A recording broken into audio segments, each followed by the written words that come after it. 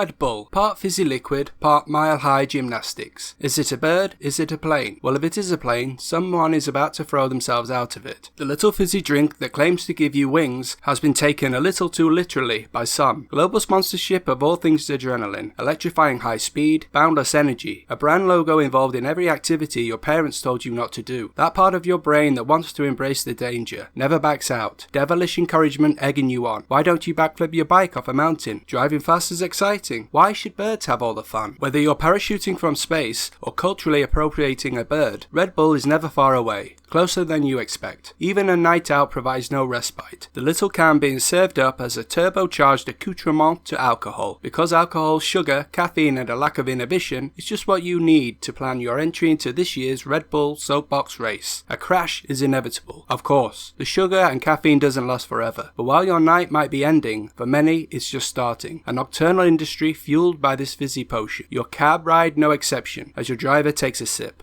You've got a feeling this journey might not take long.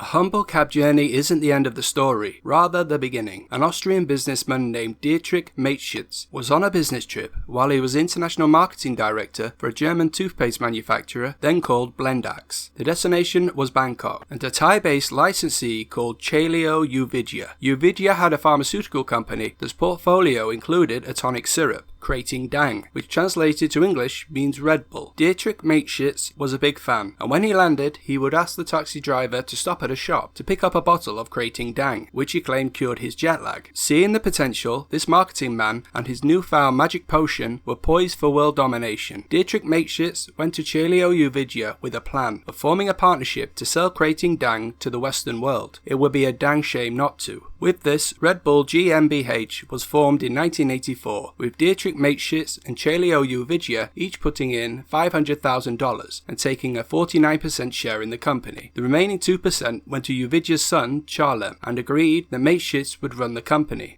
Red Bull the drink would eventually start to land on shelves in Europe in 1987. The reason for the delay was that the formula and the drink that was popular in Asia was not to the taste of a Western market. Dietrich Mateschitz had hired a market research firm at the beginning to test the reception of the drink on its intended market sector. The results tanked. Mateschitz described the results as a disaster, so much so it appears he ignored them. Bold move on his part. Simply put, market research firms are great if they tell you what you want to hear, but otherwise they're pretty pointless. Dietrich Mateschitz did what many a successful entrepreneur does, and assumed that they were right when the world around them said they were wrong. This is of course high risk, a thin line between a fool and a visionary. Fools are forgotten, visionaries are not. A billion-dollar gamble would keep most people awake at night, but then so does Red Bull. The formula for Red Bull did need to adapt in order to be successful in the West. Ingredients were changed from the original, and the drink was carbonated in order to make it similar to what consumers were already used to. At the time, there was many ingredients that hadn't been used in anything similar already on the market. This meant that the entry into the market was plagued with red tape. Austria was the first to greenlight the sale of Red Bull in 1987, which coincidentally is where Red Bull is headquartered, but other countries were much more hesitant. In fact, it wasn't until 2008, over 20 years later, that France relented and allowed the sale of Red Bull. Given that Red Bull was creating a sub-market within the drinks industry, there was the advantage of being the first to benefit from the sector it created. Red Bull proved to be popular from the start. The fizzy drink establishment couldn't help but notice. Assuming this wasn't a bubble, there was plenty of growth on offer. When new markets open up, the strategy from larger companies is often acquisition. Why risk the cost of developing a new product in an unproven market when you can buy the ones that eventually do well for less money and or risk? A brand like Rockstar is a good example of this. Founded in the US in 2001, Rockstar Energy was acquired by PepsiCo in 2020 for $3.85 billion.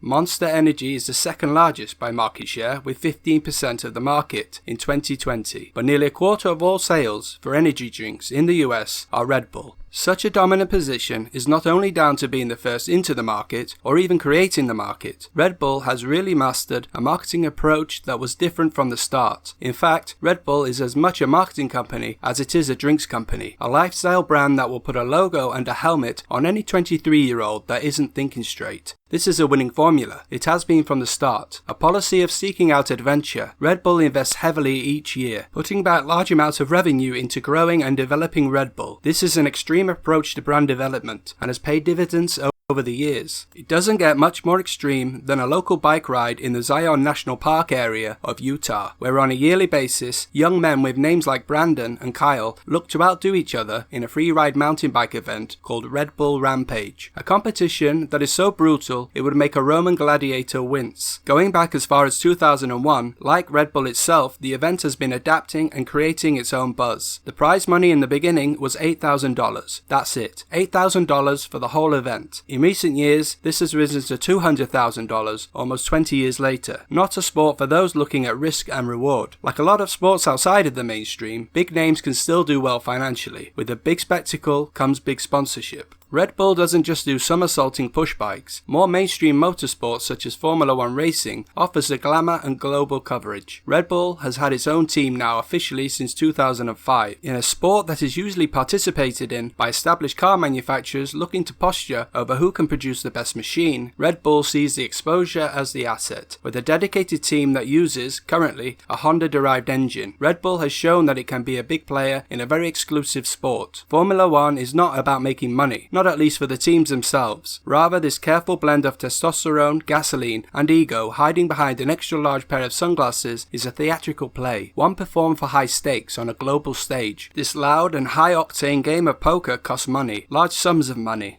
In a recent report, Red Bull revealed just how much. According to the company's financial accounts, the Red Bull-owned Formula 1 team, then racing as Toro Rosso based in Italy, showed that the team was paid $82.9 million in 2018 for the brand exposure for Red Bull. The team itself managed a $1.8 million net profit for the same year. Given that the team is owned by Red Bull itself, it's an exercise of moving money from one balance sheet to another and keeps it in-house. People that understand the complexity of a well-oiled machine in a glamorous, high-stake competition are people that throw themselves off a pier in an airborne craft of their own creation. Flug tag. Amateur groups of would-be aeronautical engineers look to build and fly their projects as far as possible. Some take it seriously, many do not. As with soapbox races, the entertainment level is high. It is everything that is good in the world. Wild, enthusiastic optimism, failing with a smile on your face, a school science project, but when you're an adult. It's hard to imagine many companies today being bold enough to sponsor a doomed attempt at flight or a man crashing his wife into a wall of straw.